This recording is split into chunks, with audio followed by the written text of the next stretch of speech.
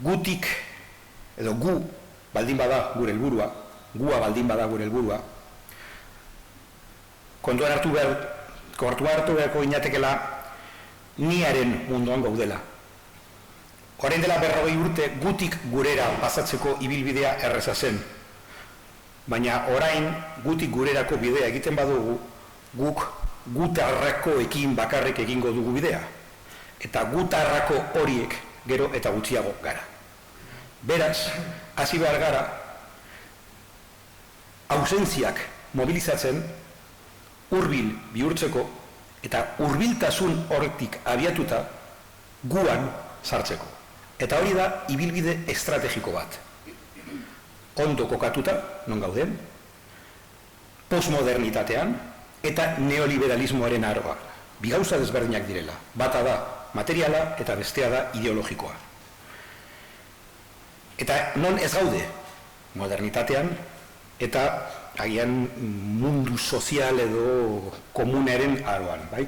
Bueno, beraz, lehenengo zatia da zenolako bidea egin halko genuke, edo egin beharko genuke. Nondik gatozen, non gauden, eta noragoa zen. Bi hitz oso modan daude. Merrenta eta outfita. Outfita. Outfit. Zuek zer den outfita?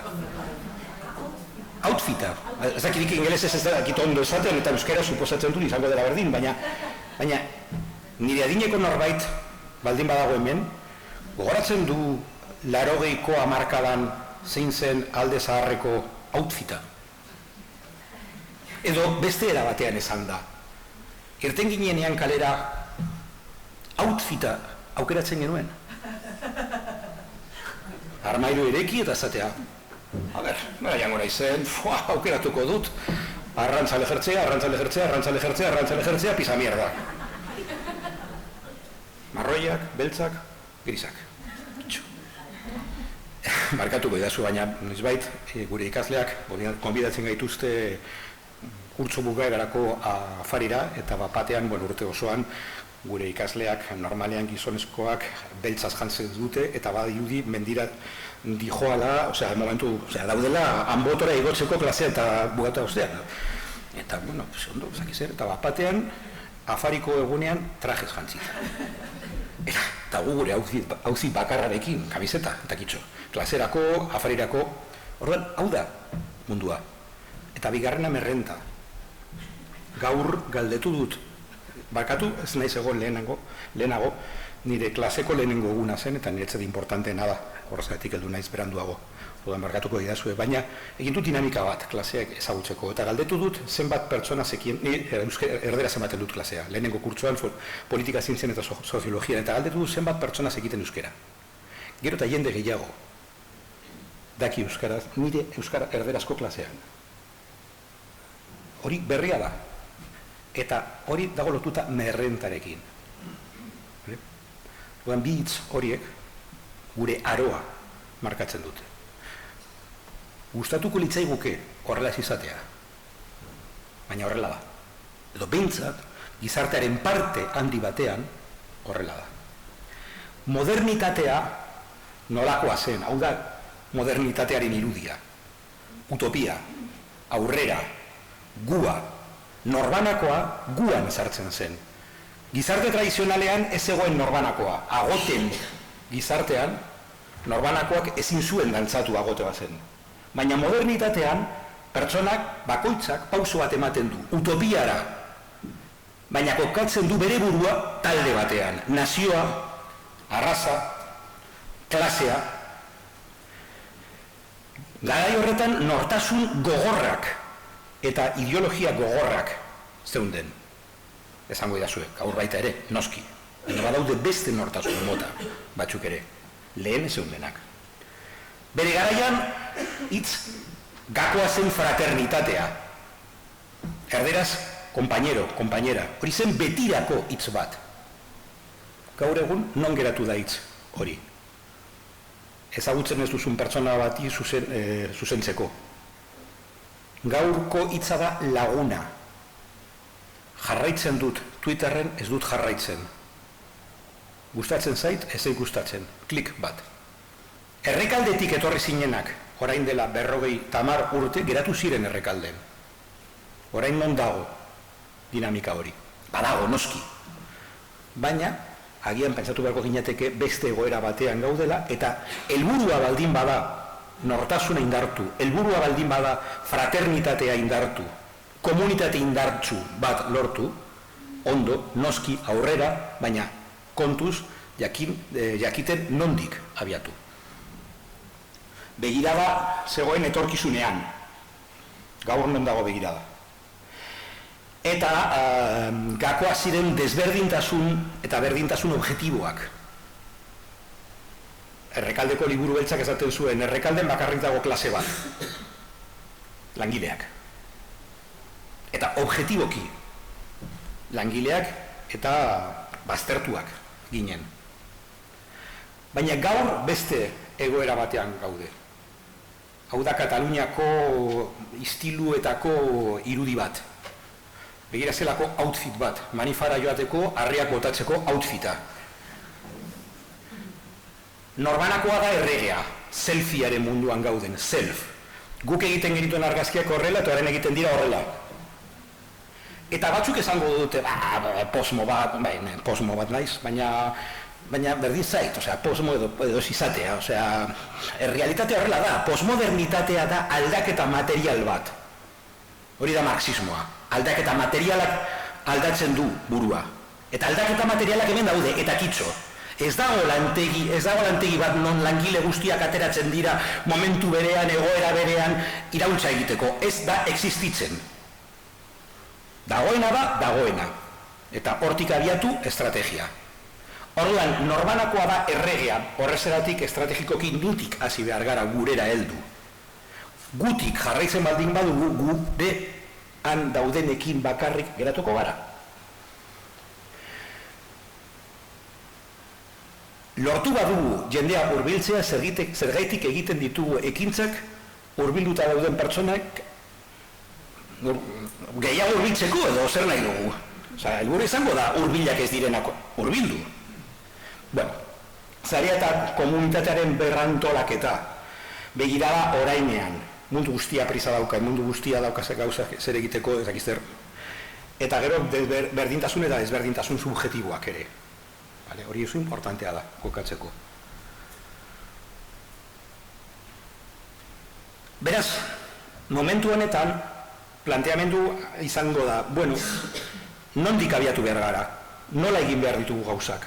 Zareak ber antolatu behar dugu. Jendea, gua gero eta txikiagoa da, gero eta ahulagoa da. Noski, badago gu potente bat, Badago jende gauzak egiten, badago gu bat. Baina gu haunditu nahi dugu. Euskaldun mundua haunditu nahi dugu, ez da. Orduan, haunditzekotan nori zuzendu. Guan daudenei noski, baina baita ere periferietan, ausentzietan daudenei. Eta ausentzia horiek hurbildu.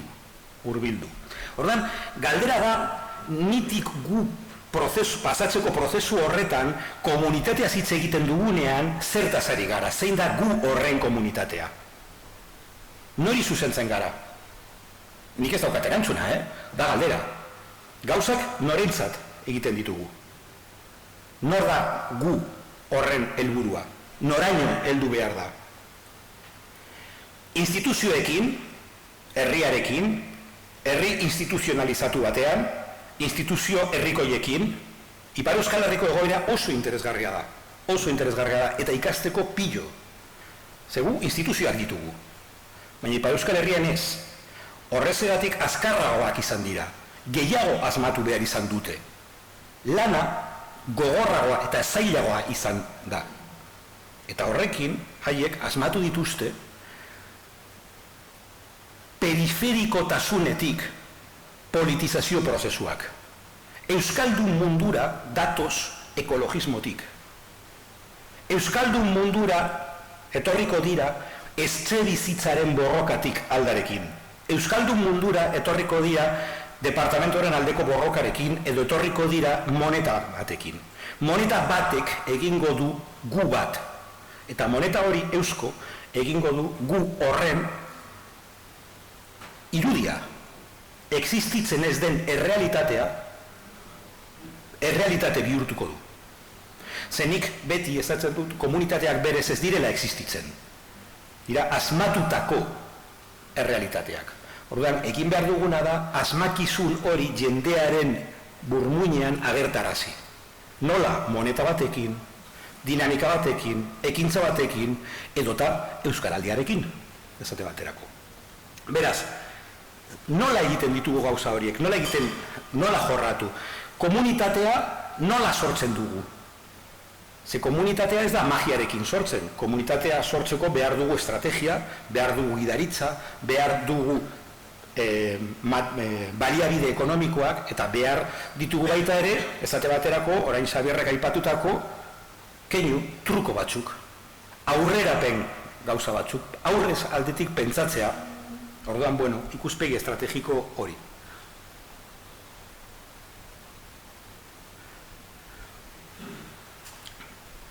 Nolako partaidetza egin ahalko genuke, eta nik uste, zoritzarrez ez ditut aurreko hitzaldiak entzun, baina Xabierrena bai, eta Xabierren hitzaldian gauko asko zeunden, ezta? Nola egin partaidetza, nola egin komunitatea, nola sortu motorra? Norbanakoak aurre egiten du, nitik, baina non, talde batean kokatuta. Komisioetan, zer interesatzen zait, niri, teknologia berriak, irratiak, ez daki zer. Orduan, niri beharretatik sortutako nahi batetik politizazio bat. Nik asko ikasi nuen kukutzarekin. Kukutzan sartzeko ezen beharra okupa izatea aldez aurretik. Ezen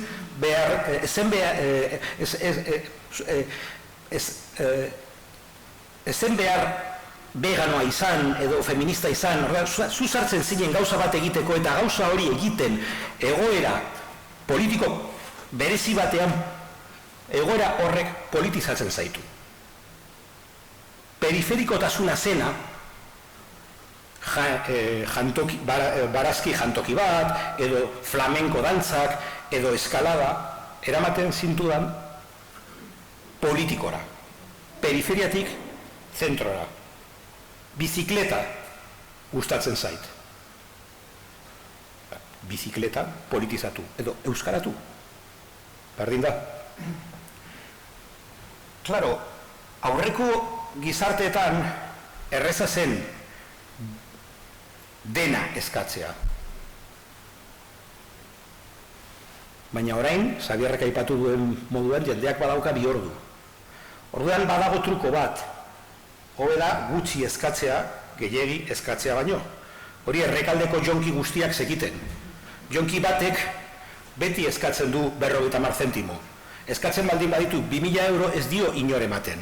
Baina 50 zentimo eskatzen baldin badu eta euro bat baldin badokazu poltsikoan, ematen diozu euroa, ez zoaz, kambioen bila.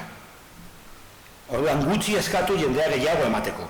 Eta Xabierren hitzaldian argi geratu da nola gutxi eskatzen jendea asko ematen du. Nola? Jende asko gauza gutxitan, eta ez jende gutxi gauza askotan. Hori da betiko eredua. Eta batez ere, absentziak mobilizatu. Zer dira absentziak? Absentziak dira gurean ez daudenak, hurbilak ez direnak, han daudenak. Ni 3 seme-alaba izan ditut. Eta esan dut, militantzia utzi nuen orain dela 14 urte. Justo nire 3. semea jaio zen urtean. Eta baita ere kukutza bota zuten urtean. Eta nik egon naiz, eta nire bikotea, egon naiz eta nire bikotea egon gara parkeetan 13 urte. Tita, Kolumbio batean, pinpan, pinpan, pinpan. Ausenteak izan gara, pinpan, pinpan. Eta zer gertatzen da, ezer, pinpan, pinpan. Eta nik beti betatzen, zergeitik ez doa jendea ona, zeo zer egiteko, desberdina. Porque zuk ezin duzu zaude pinpan Kolumbian. Orduan, ausente mota horiek, gazteak, nerabeak, ez bakarrik etorkinak, egia, baita ere, etorkinak, baztertuak, noski, baietz, baina beste ausentzia motak. Identifikatu eta aktibatu, baina ez eskatzen, parkean zauden bitartean grafiti bat egin duzu, hombre, parkean baldin banago seme-alabekin grafiti bat ezin dut egin, baina agian beste gauza bat egin aldut. 50 zentimoko gauza bat. eta ez 2.000 euroko bat, bale? Nola egin hori, soziograma bat? Euskal munduaren soziograma. Non gaude? Gu, gureak, hurbilak, ausenteak eta etzaiak. Poterea daukatenak. Potere gutxi dauzkatenak. Goian poteretsuak, behan poterik gabekoa. Ez alde batean gurean daudenak, beste aldean etzaiak, olako irudi batekin. Eta haien arteko harremanak, egon daitezke sare antolatutak, sare esantolatutak, nerabeen sareak, grafiteroen sareak, parkeetan dauden aita eta amen sareak, identifikatu sareak eta konektatu sareak. Hori da estrategikoa. Eta estrategikoa izan daiteke ze konektoreak jartzen ditugu, ze ekintzak jartzen ditugu. Euskaraldian konektorea zen txapa bat. Belarri prez, hauz bizit, argi, eta konektatzen da. Bueno, pues, olako dinamikak ere, irudikatu ikusteko batez ere ez gaudela bakarrik. Ausente horiek ez daudela bakarrik. Beraz, ausentzia objektiboak eta subjektiboak gutxi eskatu eta prozesua nitik gurera pasatu. Nola gauza gutxitan eta txikietan politizatu. Xabierrek ere aipatu du. Emaitzak behar dira. Gauza txiki. Askotan gu, ez dakite, baina pentsatzen dut askotan Euskaldunen munduan musaren eragina oso txarra izan dela. Ze beti esaten du musa ez dela irabazten txikira jolasten, baina ezken nik uste dut ekintza sozialean bakarrik irabaziko dugu txikira jokatzen badugu, baina kontuan hartu hor dago bat bota behar dugula, baina hor dago bat botatzeko karteak behar ditugu. Orduan, txikira jokatu. Nire amamak erakutsi zenean zazpiaren jokua. Zazpitik pasatzen zinen galdu. Orduan pizka bat neurtu, ze puntueraino eskatu. Zertarako emaitza txikiak izan daitezke, baina emaitzak dira. Eta baita ere gero, estrategikoki identifikatzea zeintzuk dira benetan importanteak diren aldagaiak. Askotan, ikusten dugu, gizartea mobilizatzeko elementurik txarrena edo arrazoia ez daki zein da. Jendea ez dago mobilizatua. Bai, badakit. Orduan, jendea mobilizatzeko zer egiten dugu? Animatu! Mobilizatuta ez badago eta animatuta ez badago zer egiten dugu? Kanpaina bat? Animatuta ez egotea da beste aldagehien eragina. Beraz, behar duguna da identifikatzea zeintzuk dira marrak edo influentziak bidaltzen dituzten aldagaiak. Hemen ikusten dugu zer gertatzen zaio Mari Errauskinaren ipuinean. Mari Errauskinak esaten du baztertuta dagoela, baina zergaitik dago baztertuta? Beste aldagehien eraginagatik. Baztertuta dago bakarrik dagoelako. Baztertzeko koordinatutak daudelako beste batzuk. Bere patua pentsatzen duela. Baina aldiz, ikusten badu horrela, Mari Errauskina dago solairua garbitzen bakarrik dagoelako.